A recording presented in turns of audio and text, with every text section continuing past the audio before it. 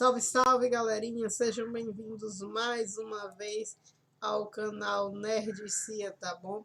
Eu sou Drica Melody Games e, como já foi explicado para vocês, estou trazendo esse canal aqui em separado, tá bom? Eu vou trazer curiosidade de animes, de franquias famosas de games, contando alguns detalhes. E hoje nós vamos falar sobre algumas cartas de Yu-Gi-Oh! Que foram banidas, tá bom? E nós já vamos entender por quê, né? Alguns falam que é porque são devastadoras, mas aí eu vou comentar um pouco com vocês e vocês vão me dar suas respectivas opiniões. E já agradecendo também ao pessoal do clã RK, tá bom? Por ter nos convidado para participar com eles, inclusive agradecer pela honra que o canal Drica Melody Games teve em sediar uma transmissão, assim como o canal também Apple Games Live, tá bom? O canal do meu esposo, a gente só tem a agradecer aí pela oportunidade que nos foi dada, tá bom? Mandar um abraço para toda a galera. E se você tem alguma carta que você gostaria de ter visto nesse vídeo, não foi mencionado aqui e já está banida, pode deixar nos comentários, tá bom? Qualquer dúvida, qualquer sugestão, pode deixar aí abaixo também para a gente aos poucos e evoluindo aqui também este canal, tá bom? Este novo projeto aqui da Drica, tá bom? Agora eu vou dar uma pequena introdução também para quem ainda não conhece o Yu-Gi-Oh!, né? Apesar de ser difícil que alguém não conheça esse jogo de cartas famosíssimo, né? Mas vamos aí dar uma pequena introdução para situar a todos. O jogo de cartas colecionáveis Yu-Gi-Oh! Tem uma cena competitiva muito bem sucedida e popular. Os torneios levaram as pessoas a criar os decks mais poderosos com as cartas mais poderosas. A Konami, é claro, alimentou o desejo por cartas novas e mais fortes a cada conjunto de cartas que lançou. Mas esse fornecimento também criou a necessidade de um conjunto de regras que equilibre e limite o uso de cartas consideradas muito poderosas. E é por isso que existe uma lista de banimentos para o cenário oficial de torneios por quase toda a existência dos formatos competitivos, tá bom? E nesse vídeo aí vocês estão vendo também imagens das cartas que vão ser mencionadas aqui, tá bom? Logo aí ao fundo do vídeo vocês estão vendo fotos dessas cartas. Voltando aqui, muitos cards de monstro, cards magias e cards armadilha precisam ser banidos. Os cards armadilha geralmente não precisam ser banidos com tanta frequência quanto os cards de magia ou monstro, mas os extremamente poderosos geralmente exigem uma moderação. A primeira carta banida que a gente vai falar é o vírus do cartão de esmagamento. Vamos entender um pouquinho de como essa carta funciona para ver o que a gente pode compreender do porquê que ela foi banida e em seguida eu vou falar se eu concordo ou não com o banimento, tá bom? Essa carta era inicialmente uma poderosa carta armadilha que também era incrivelmente rara. Ter um conjunto completo do cartão poderia facilmente custar ao jogador centenas de dólares, mas as recompensas oferecidas faziam o preço valer a pena. Combinado com outras cartas poderosas de sua época, usar apenas uma era o suficiente para vencer qualquer jogo. Então, essa carta do vírus do esgotamento não está mais na lista dos banimentos, mas isso se deve apenas à reescrita da Konami do efeito do cartão para equilibrá-lo. Originalmente, a carta impedia que o oponente sofresse dano após seu efeito ser resolvido, e também o forçava a, por pelo menos 3 turnos seguintes, descartar quaisquer novos monstros que ele comprasse com 1.500 ou mais pontos de ataque, tá bom? Uma trap aí fortíssima, que poderia ser decisiva para qualquer duelo, tá bom? Perdão, mas tem mais trap por aí, galera. E uma delas é o Julgamento Solene. O Julgamento Solene é outra carta que não é mais banida, mas ela já foi, tá? Ela já esteve na lista de banimento e vocês vão entender por quê. Grande parte da remoção de sua lista de banimentos pode ser atribuída à forma como o jogo se tornou mais rápido, como agora existem novas cartas que tornam o Julgamento Solene menos útil, mas durante seu pico de uso era uma carta essencial para quase todos os decks. Então, galera, à medida que o jogo foi evoluindo, foram saindo novas cartas, o efeito do Julgamento Solene já não foi mais tão bruto. E é o que tende a acontecer com qualquer jogo de carta. A partir da evolução do jogo, você tende a surgir cartas mais fortes. Não é diferente no Yu-Gi-Oh!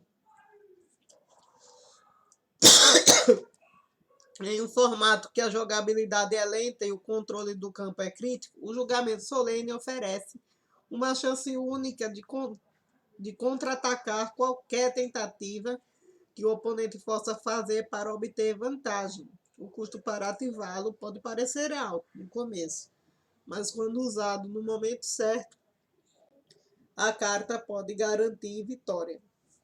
Ou seja, a famosa chance de vitória. Vamos falar agora da armadilha de poeira. Também é uma trap que parece simples e um pouco estranha no começo, mas pode oferecer ao jogador uma enorme vantagem em jogo sem custo de ativação. E se usado com combinação de cartas que exigem que você saiba o que está na mão do seu oponente, pode criar situações inevitáveis para eles. Ou seja, você pode deixar o seu oponente sem saída.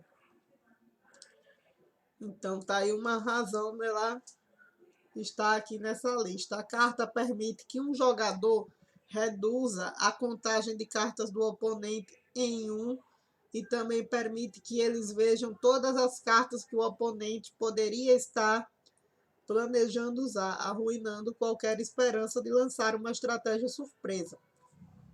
Forçar o oponente a devolver a carta ao baralho, em vez de descartá-la, também é um benefício, já que invocar monstros do cemitério costuma ser o objetivo de muitos baralhos. Retorno de uma dimensão diferente. Aí mais uma trap da nossa lista, tá bom? É uma carta que pode encerrar um jogo em um instante, com o mesmo custo de ativação do Julgamento Solene. Esta carta pode ser usada em qualquer ponto do jogo. Um jogador pode instantaneamente preencher seu campo com monstros poderosos para sobrecarregar seu oponente, seja em batalha ou usando os monstros para convocar outros monstros que podem controlar o campo. Quando esta carta foi lançada, mal foi usada porque os monstros raramente eram banidos do jogo. Mas à medida que o jogo evoluiu, mais cartas e estratégias começaram a girar em torno de banir os monstros. Isso significava que o retorno de uma dimensão diferente não era mais um esforço de última hora e poderia ser usado de várias maneiras para criar uma vantagem justa. Anel da Destruição, a próxima carta, galera, a próxima trap que a gente vai falar, tá bom? Assim como o vírus do esgotamento precisou ser reescrita para balanceá-la para seu efeito original, o Anel da Destruição era menos situacional e restritivo e permitia muitas táticas agressivas para obter vitórias rápidas. Também pode servir como uma proteção contra a perda de um jogo, forçando a um empate. A nova versão da carta torna o efeito uma ferramenta mais equilibrada e situacional, com o jogador só sendo permitido ativá-lo no turno do oponente, e só sendo permitido destruir monstros que o oponente controla.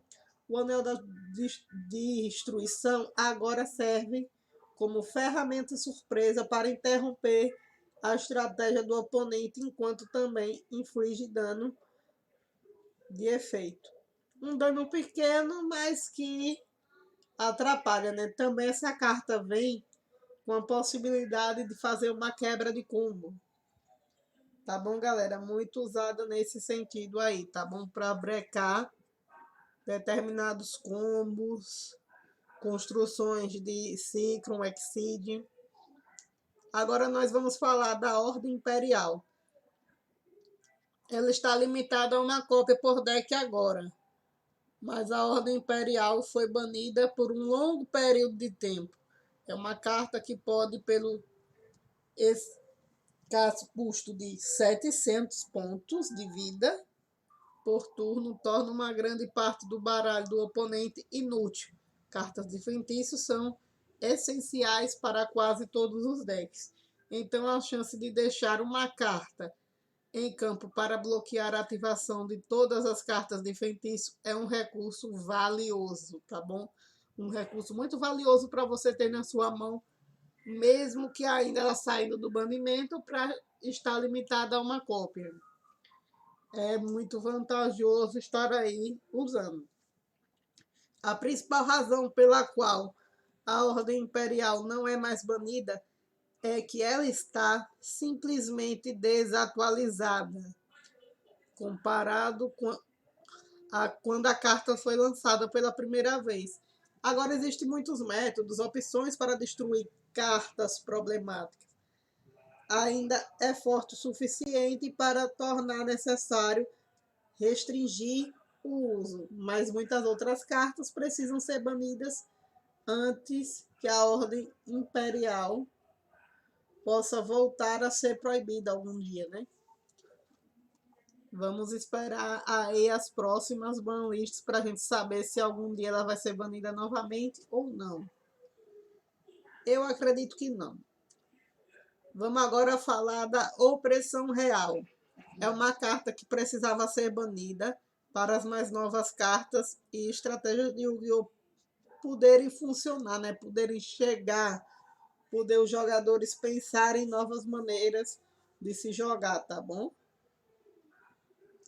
A Konami, ela sempre visa o competitivo, tá bom? Então, esse card de uso contínuo, essa trap, com um pequeno custo de ativação, permite que ambos os jogadores prejudiquem a capacidade um do outro de invocar monstros, ou seja, dar aquela brecada no duelo, tá bom? Então não é uma carta muito vantajosa de se estar usando, né? Mesmo que saia da lista do banimento ou fique limitada, não é uma carta muito agradável, tá bom?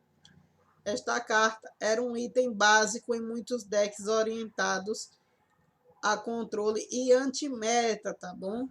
Mas à medida que o jogo avançava com cartas e os decks focados inteiramente em exames de monstros e invocação especial, havia pouca chance de que essa carta continuasse interferindo nos novos meta padrões, tá bom? Vamos falar agora de mais uma trap, galera. O Selo do Tempo, embora não seja uma carta complexa ou ativamente destrutiva, era poderosa demais para permanecer num jogo competitivo. Seu efeito pode ser devastador para um oponente. E isso torna verdadeiramente opressivo e a sua versatilidade. Ou seja, pode ser usado a qualquer momento, sem nenhum custo, o que permite que se integre facilmente a estratégias mais fortes, tá bom? Estamos chegando próximo do final do nosso vídeo. Vamos falar agora do vazio da vaidade, galera. As estratégias antimetas que muitos jogadores usam se concentram em limitar as opções do oponente. Isso geralmente é feito restringindo sua capacidade de convocar ou invocar monstros, que geralmente é o objetivo de quase todos os decks competitivos. O vazio da vaidade funcionava como uma versão mais poderosa da opressão real, que tinha como foco a proibição total de todas as invocações especiais automaticamente, tá bom?